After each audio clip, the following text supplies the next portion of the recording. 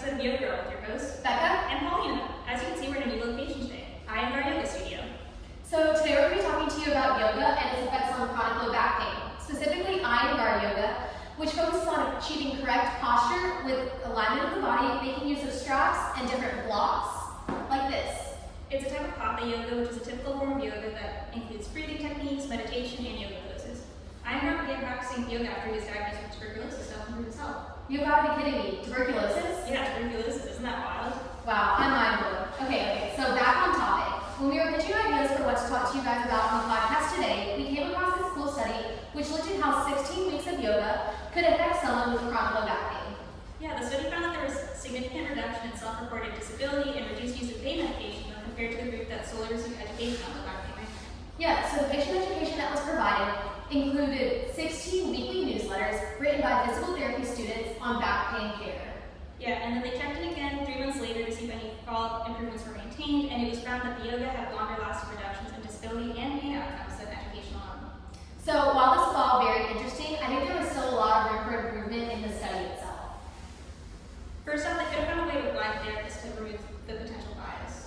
Yeah, I don't think it's necessary for the therapist to know if the patients were receiving the Iyengar Yoga or the education. I do think it would have been difficult to blind participants, though. It would be hard to blind participants because they were all self-reported and knew that they were going to be performing this type of yoga to help improve their low back pain. The study could have been altered to have 2 varying types of yoga and do a comparison of effectiveness. That would have allowed for the participants to be blinded. Yeah, so that wasn't the only problem with this article though. You gotta be disappointed with this one. There was also a huge lack of objective measures in the study. It focused a lot on subjective ratings of pain and or disability. Yeah, so they could have used things such as a manual muscle test, a muscle link test, or an objective measure such as a dynamometer in order to see if the strengthening or stretching through the yoga is what decreased their pain.